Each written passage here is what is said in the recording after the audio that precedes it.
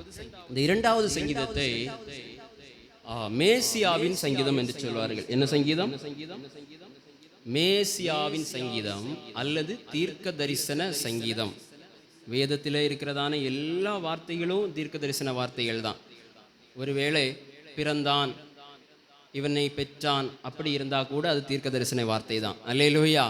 தீர்க்க தரிசனம்னா எதிர்காலத்தில் நடக்கக்கூடியது மாத்திரம் இல்லை, ஆமீன், வரலாறும் வேதத்தின்படியாக என்னது தான், அது தீர்க்க தரிசனம் தான். ஏன்னா இஸ்ரவேல் ஜனங்களோடு தேவன் எப்பொழுதும் இருந்தார் என்பதனாலேயே அந்த ஹிஸ்டரியும் தீர்க்க தரிசனமாக இருக்கிறது.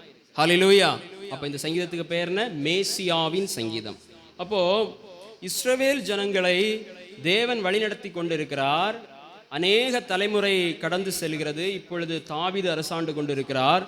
அப்பொழுது ஜாதிகள் என்ன செய்கிறார்களாம்? தங்களுக்கு கொடுக்கப்பட்ட உடன்படிக்கை, தேவன் அவர்களை எவ்வளவு அதிசயமாய் வழிநடத்தி வந்தார் என்பது எல்லாவற்றையும் மறந்து அவர்கள் என்ன சொல்லுகிறார்கள்?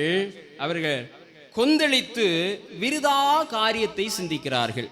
என்ன காரியத்தை சிந்திக்கிறார்கள்னா, கர்த்தருக்கு விரோதமாக, அவர் அபிஷேகம் பண்ணினவருக்கு விரோதமாக, ஆமென், ஸ்தோத்திரம், என்ன செய்கிறார்கள்? அவர்கள் சிந்திக்கிறார்கள். அவர்கள் மாத்திரமல்ல, பூமியின் ராஜாக்களோ எழும்பி நின்று ஏகமாய் என்ன செய்கிறார்கள்? ஆலோசனை பண்ணுகிறார்கள். என்ன செய்கிறாங்க? இந்த மக்கள் எல்லாம் கொந்தளிக்கிறாங்களே, அப்போ இவர்கள் மேல ஆமென் ஒரு கட்டு இருக்கிறது. என்ன கட்டு? நியாய பிரமாணத்தின் கட்டு, சட்டம் என்கிற ஒரு கட்டு.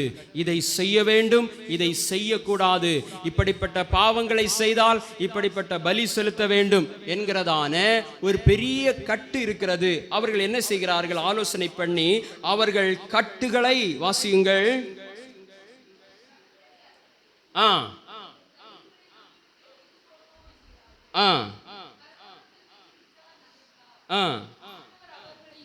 பாருங்கள், இந்த கட்டு கொடுக்கப்பட்டதற்கான காரணமே, ஆமென், தேவ ஜனத்திற்கும் உலக ஜனத்திற்கும் ஒரு வித்தியாசம் தெரிய வேண்டும்.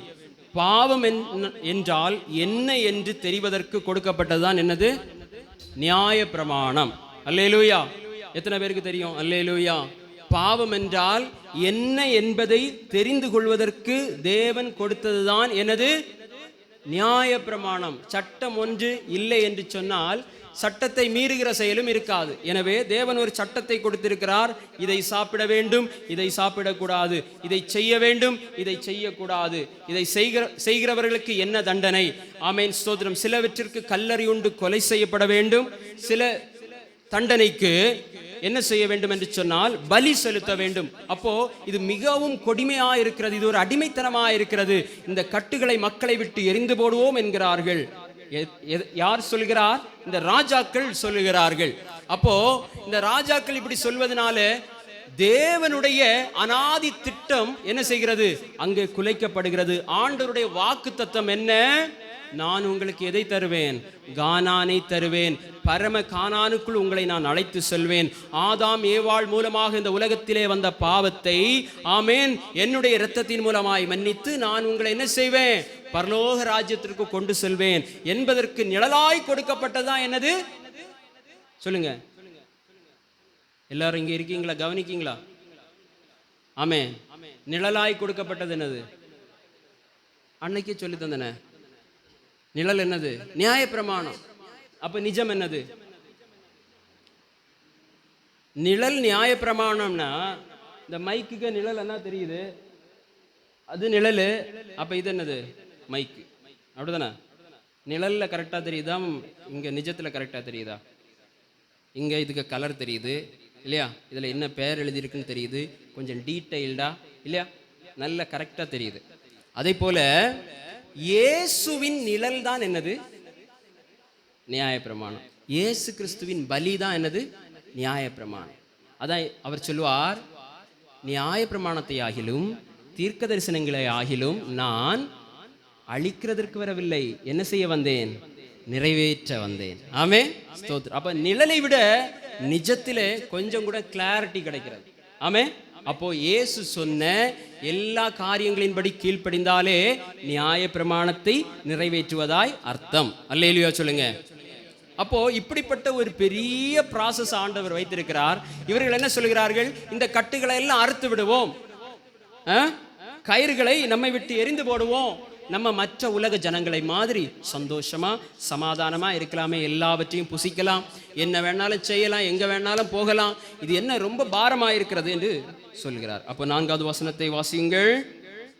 பரலோகத்தில் வீற்றிருக்கிறவர் நகைப்பார், ஆண்டவர் அவர்களை இகழுவார். அப்பொழுது அவர் தமது கோபத்திலே அவர்களோடே பேசி தமது உக்கிரகத்திலே அவர்களை கலங்க பண்ணுவார். ஆமென். இன்றைக்கும் பாருங்க, இயேசு கிறிஸ்துவுக்கு இப்பொழுது நாம் அடிமைகளாக என்ன செய்யப்பட்டிருக்கிறோம்? சொல்லுங்க. தேர்ந்தெடுக்கப்பட்டு இருக்கிறோம். உலகத்தின் அடிமைத்தனத்திலிருந்து இயேசுவுக்கு அடிமையாக இருக்கிறோம். இயேசுவுக்கு நான் அடிமைன்னு சொல்றவங்க எல்லாரும் ஒரு அல்லேலூயா சொல்லுங்க. முந்தி பேர் வைப்பாங்க பாருங்க, இயேசு அடியான். பேர் கேள்விப்பட்டிருக்கீங்களா? பேரை கேட்டாலே சிரிப்பு வருது இல்லையா? இயேசு அடியான்னா இயேசுவுக்கு அடிமை. இப்போ அந்த பேரையெல்லாம் யாரும் வைக்கிறது இல்லை, அது அவ்வளவு நல்லா இல்லை இல்லையா? இயேசு அடியான்னு பேர் வைப்பாங்க. அப்படின்னா இயேசுவுக்கு நான் என்னுடைய வாழ்க்கை முழுவதும் அடிமை அப்பா அப்படின்னு அர்த்தம். அப்போ அங்க என்ன சொல்கிறார்? இவர் பரலோகத்தில் வீற்றிருக்கிறவர் நகைப்பார், ஆண்டவர் அவர்களை இகழுவார்.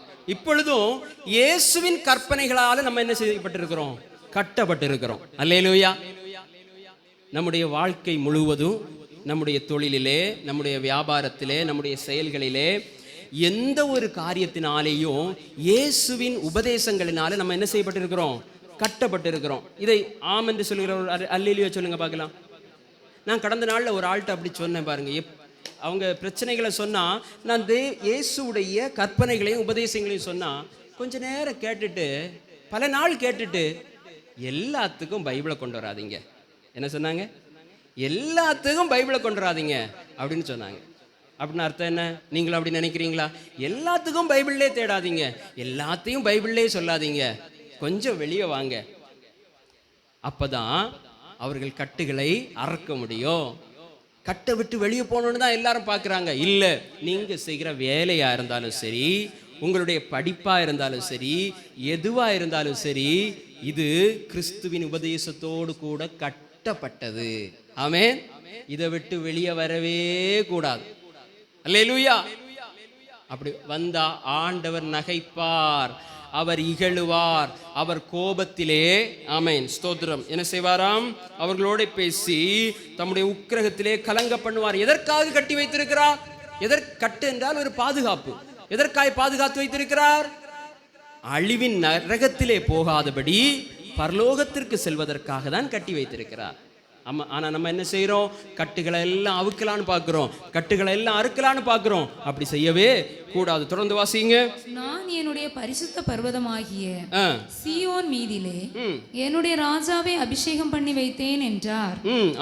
பாருங்க, அப்போ நீங்க இப்படிப்பட்ட காரியத்தை செய்றீங்க. ஆனா நான் என்ன செய்திருக்கிறேன்? இதற்கான முடிவு, நான் என்னுடைய பரிசுத்த பர்வதமாகிய சீயோன் மீதில் என்னுடைய ராஜாவை அபிஷேகம் பண்ணி வைத்தேன். அப்படின்னா அவர் இங்க ஒரு பெரிய காரியத்தை செய்து கொண்டிருக்கிறார். ஆனா நீங்க இதை குலைக்கலான்னு பாக்குறீங்க. தொடர்ந்து வாசிங்க.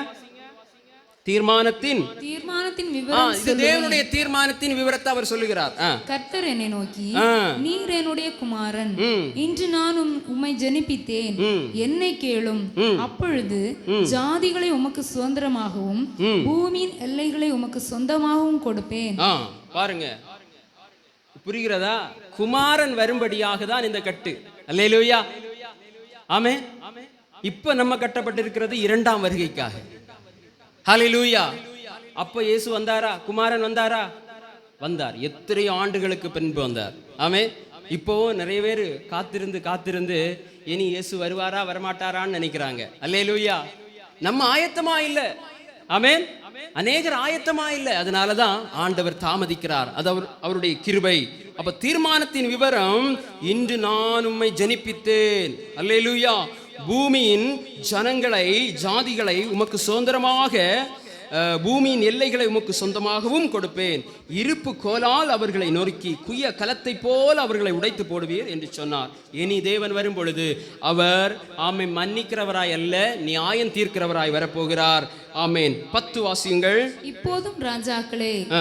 உணர்வடையுங்கள், பூமியின் நியாயாதிபதிகளே எச்சரிக்கையாயிருங்கள், பயத்துடனே கர்த்தரை சேவியுங்கள், நடுக்கத்துடனே களி கூறுங்கள், குமாரன் கோபம் கொள்ளாமலும் நீங்கள் வழியிலே அழியாமலும் இருக்கும்படிக்கு அவரை முத்தம் செய்யுங்கள்.